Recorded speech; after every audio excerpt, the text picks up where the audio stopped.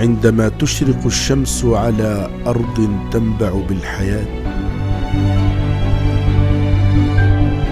على أديمها نمت زيتونة سواد حباتها يكاد يشرق نورا.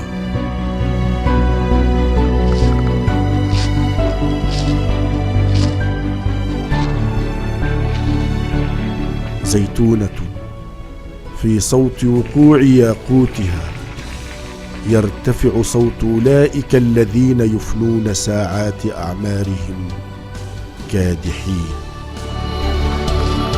دون أن تسرق تجاعيد الزمن الأمل من وجوههم، ولا قسوة العمر الابتسامة من شفاههم.